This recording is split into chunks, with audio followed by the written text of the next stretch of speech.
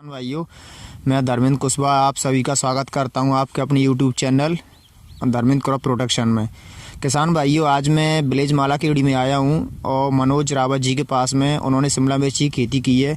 तो आज मैं आपको विलेज मालाखेड़ी में मनोज रावत जी से मिलवाता हूं और शिमला मिर्च की खेती से संबंधित मतलब संपूर्ण जानकारी आज आपके सामने प्रस्तुत करता हूँ।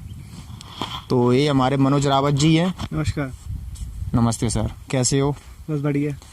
सर, हमारे दर्शक जानना चाहते हैं कि आपने शिमला मिर्च की खेती की है, तो आपने ज़मीन की तैयारी कैसे की है और ज़मीन के अलावा जो आपने बीज का चुनाव किया है वो कौन सा बीज लगाया, कौन सी वैरायटी है और कौन कौन से खाद डालते हैं, इसमें कौन कौन से डिसीज मतलब रोग आते हैं, कौन कौन से कीटों का आक्रमण होता है, संपूर्ण जानकारी हमारे किसान भाई आपसे दर्शक जानना चाहते हैं। तो सबसे पहले तो आपका नाम और आपके गाँव का नाम बताएँ सर। मेरा नाम मनोज सिंह रावत है और मेरे गांव का नाम मालाखेड़ी है जी। और आपने जो खेत की तैयारी की थी सर, जो कौन से महीने में की थी? अपनी तैयारी अप्रैल में चालू हो गई थी। सबसे पहले अपन ने इसमें प्लाउंग किया, प्लाऊ चलाया जी। उसके बाद अपन ने इसमें एक बार पाटा फेले, जिसे अपन चौबद्दा बोलते हैं अपनी जी। हाँ, मिट्टी समतल कर ली थी। समतल करने के बाद इसमें देसी खाद डाला। जी। देसी खाद कितना डाला आपने बीघे में?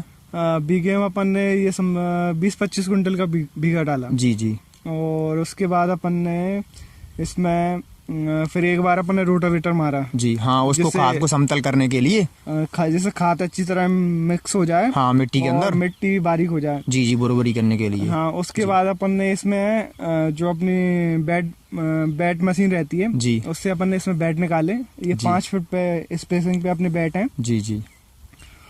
आप देख सकते हैं किसान भाइयों, यहाँ पे जो बेड बनाए हैं मनोज भाई जी ने, वो 5-5 फीट के डिस्टेंस पे बनाए हैं। और बेड जो बनाए हैं उसके साथ साथ फिर आपने उसके ऊपर मल्चिंग पेपर का प्रयोग किया। उससे पहले हमने बेड बनाने के बाद में फिर उसमें जो बेसल रहता है जी, DAP, अपना कॉम्बिकेट, पोटास और अदर माइक्रोन्यूट्रिएंट वो डाले। सर, एक थोड़ा सा बेसल डोज के बारे में हमारे दर्शक जानना चाहेंगे कि आपने जो बेसल डोज डाला था, बेसल डोज का DAP की प्रति एकड़ के हिसाब से कितनी डोज की मात्रा रखी थी? एकड़ में अपन ने 50 किलो एकड़ के हिसाब से लिया जी है। जी। इसके अलावा और इसमें अपन ने पोटास 30 किलो एकड़ जी, और एक जो दयाल का कॉम्बिकेट आता है, एक अन्नदाता का, मतलब कुछ एरिया में हमने अन्नदाता का कॉम्बिकेट लिया था, 30 किलो का कट्टा आता है।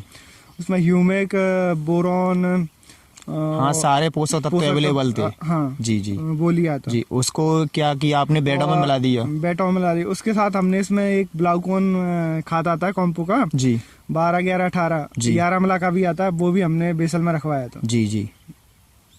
हाँ, ठीक है। इसको क्या आपने मतलब बेडों में डलवा दिया था? हाँ, हमने बेड बनाने के बाद में ऊपर से उसे डलवा दिया था। जी जी।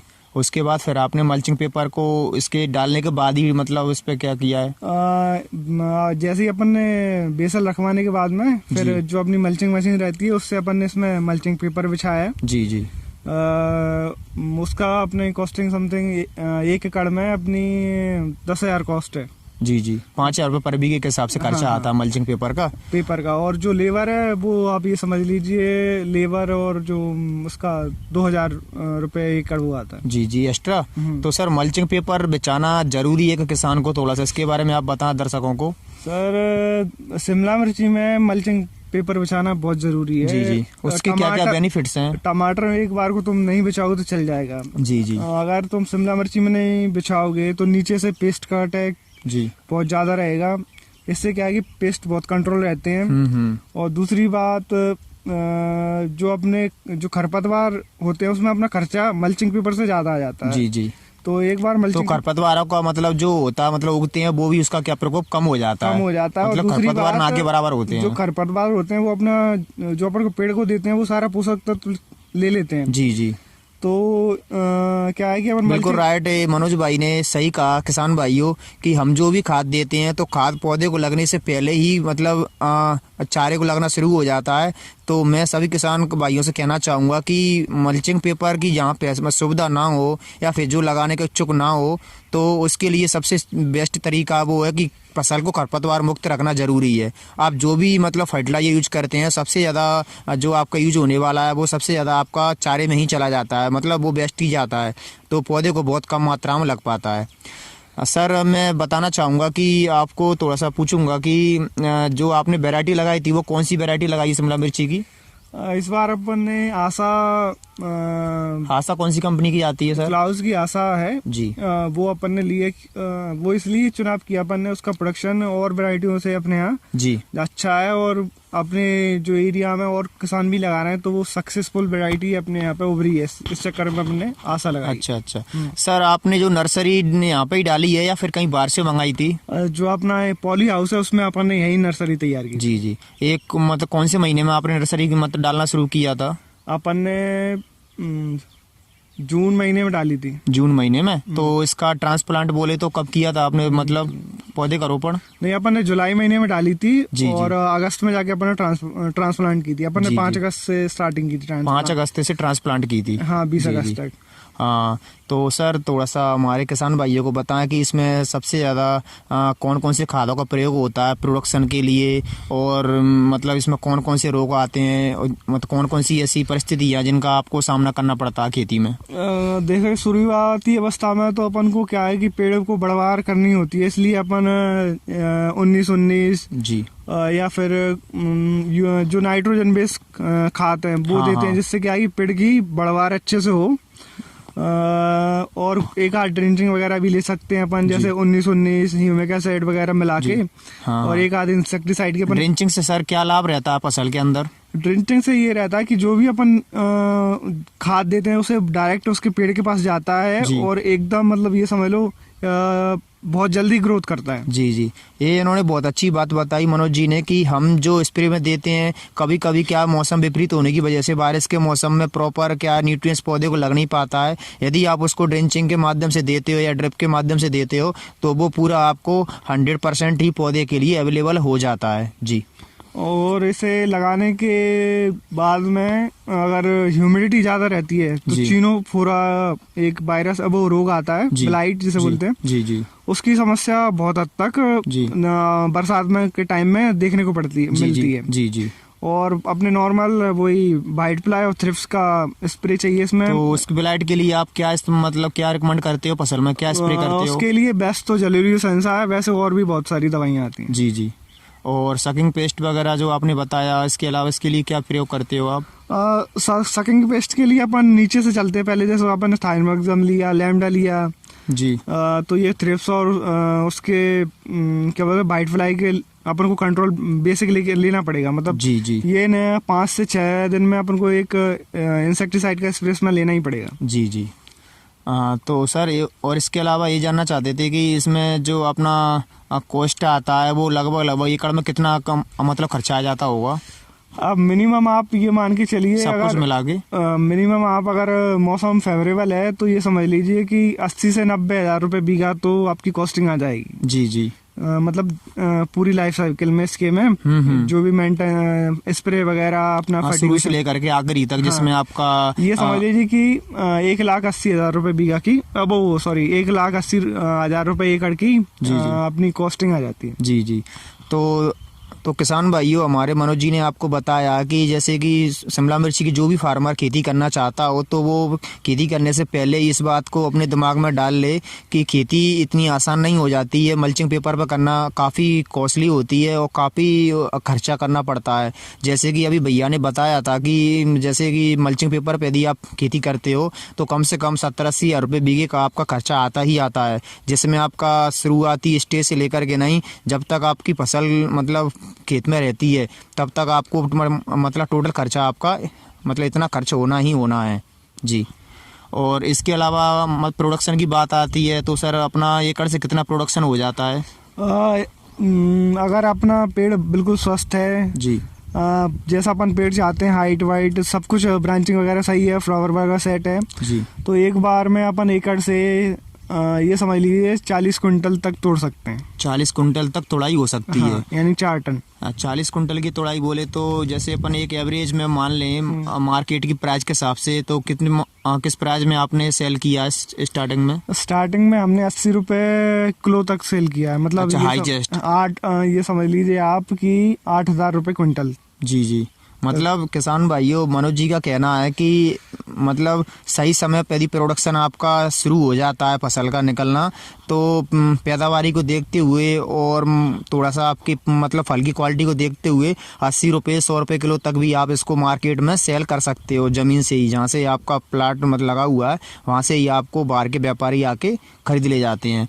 तो मतलब अभी आपने बताया था कि टोटल खर्चा आपका 70-80 हज़ार रुपये आता है बीघे का, तो अपन इसका एक बीघे में टोटल मतलब प्रोडक्शन कितना मान के चला, टोटल आपकी इनकम कितनी हो जाती है इससे? अब इनकम तो अपनी प्रोडक्शन और रेट के ऊपर डिपेंड करता है। अच्छा प्रोडक्शन और अच्छी रेट मिली तो ये समझ लीजिए 3-4 लाख रुपए आपकी कहीं नहीं गए, और रेट नहीं मिली जी तो वही 1-1.5 लाख रुपए आप समझ के चलें। हाँ, एक एवरेज मतलब अपन जो इन्वेस्ट करते हैं 70-80 हज़ार रुपये, उसका 50% तो हमको मिल ही जाता है, मतलब आप ये कहना चाहते हो? हाँ, इन्वेस्टमेंट तो अपना निकल ही आएगा, वो कहीं नहीं जा रहा। हाँ हाँ। तो थोड़ा सा आप हमारे दर्शकों को ये बताएं कि आपने जो प्लाट लगाया वो सिंगल लगाया है कि डबल लगाया है?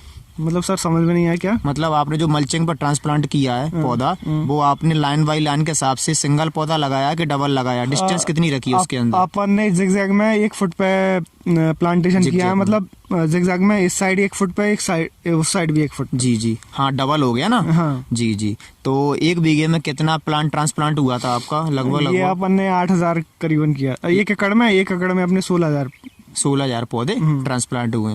तो दर्शकों, आपने अभी देखा कि भैया ने बताया कि कम से कम एक बीघे में 7 से 8 हज़ार पौधे कंपलसरी लगाना ही ज़रूरी है, क्योंकि कुछ डिसीज़ ऐसे होते हैं जिसकी वजह से पौधे डैमेज भी हो जाते हैं, तो बीच बीच में फिर से ट्रांसप्लांट करना पड़ता है। इसीलिए एक एवरेज में 7 से 8 हज़ार पौधे आपको ट्रांसप्लांट करने ही पड़ेंगे जी।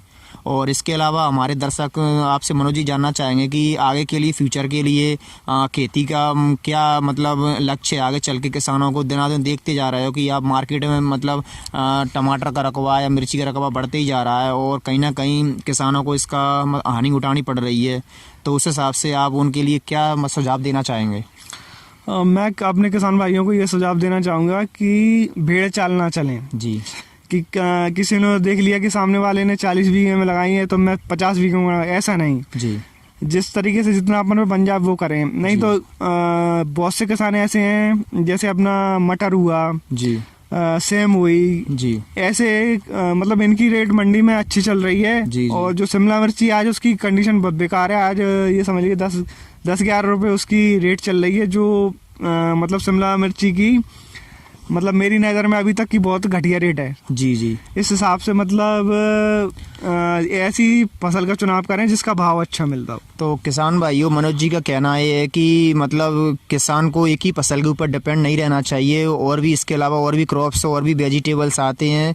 तो किसान भाई को सबसे मतलब इम्पोर्टेंट जो बात है उसका कहने का मतलब ये है इनका कि आप सभी प्रकार की फसलें लगाएं, थोड़ी थोड़ी लगाएं, भले ही ज़्यादा ना लगाते हुए, मतलब अपनी आवश्यकता अनुसार ही फसल करें। ऐसा ना हो कि आप खेती कर रहे हो 10 बीघे में और आप उसकी प्रॉपर देखभाल 2 बीघे की भी नहीं कर पा रहे हो, तो ऐसा करने से कोई मतलब नहीं है। अब मनोज भाई थोड़ा सा मतलब हमारे दर्शकों को बता कि आपने जो शिमला मिर्ची इस साल लगाई है वो कितने बीघे में आपकी? अपनी इस बार 40 बीघे में शिमला मिर्ची लगाई है अपन। जी। अच्छा, 40 बीघे में लगाई है। हाँ, तो 40 बीघे में टोटल अपनी लागत एक एवरेज समथिंग मान के चले तो कितना हो गया होगा? ये अपना 40 बीघे में करीबन आप 35 से 40 लाख के बीच में इन्वेस्टमेंट हो गया अभी तक। जी, बताइए। तो इसमें दवाइयाँ वगैरह जो अपन डालते हैं वो कितने मतलब टाइम पे डालना चाहिए? ये अपना ये समझ लीजिए 5 दिन के इंटरवल पे तो अपन को एक इंसेक्टिसाइड जरूरी है जी। एक थ्रिप्स के लिए, एक अपनी क्या बोलते हैं व्हाइट फ्लाई के लिए जी। और बीच बीच में एक माइट का स्प्रे 15 दिन में या 20 दिन में लेना चाहिए जी। और इसके साथ अपन एक आध मल्टी माइक्रोटन्स स्प्रे में ऊपर से भी लेना चाहिए 7-8 दिन में। मनोज भाई, थोड़ा सा हमारे किसान भाइयों को कोई 2-4 टेक्निकलों का या फिर 2-4 दवाइयों का नाम बताओ जो वो अपनी खेती में इस्तेमाल कर सकें, जैसे आप यूज करते हो। देखो सर, टेक्निकल तो ये समझ लीजिए कि इतने हैं कि अपन डालते डालते थक जाते हैं। मतलब ये समझ लीजिए टेक्निकल की लंबी लिस्ट है। हाँ, लेकिन थ्रिप्स के लिए अगर ज़्यादा अटैक है तो अपन डेलीगेट का यूज़ कर सकते हैं जी। वाइट फ्लाई का ज़्यादा, और एक और थ्रिप्स के लिए अपन ऐसे ज़्यादा ही अटैक है तो अपन जंप आता है उस बायर का, वो ले सकते हैं जी। और अगर वाइट फ्लाई के लिए अपन शुरुआत में देखें तो थाइमैक्सम और क्या बोलते हैं बाइफेंथ्रीन, ये सब लेके चल सकते हैं। मनोज भाई, थोड़ा सा जानना चाहता हूँ मैं कि अपना जो शिमला मिर्ची खेती है इसमें बिल्ट जैसी समस्या का सामना किसानों को करना पड़ता है कि नहीं करना पड़ता? देखो, जो इस उसके बार लिए आप क्या जो मतलब इस कौन बार सा इंदौर मतलब से रसायन यूज करते हो? जो इस बार इंदौर से नर्सरी आई है ना, उनमें बिल्ट की शिकायत बहुत आई है। जो अपने यहाँ पर्सनली जो हमने जैसे नर्सरी तैयार की जी उसमें ऐसी कोई समस्या नहीं आई है। जी जी और बिल्ट के लिए अपना पहले तो अपन जो प्लांटेशन लगाने से पहले अपन ट्राइकोडर्मा और सुडोमोनास एक बार अपने बेड में छोड़ें। जी क्या है कि उससे वो एक्टिवेट हो जाएंगे, तो क्या है वो जीवाणु को जो बिल्ट के जीवाणु होंगे उन्हें खत्म कर देंगे। जी जी उनको नष्ट कर देंगे।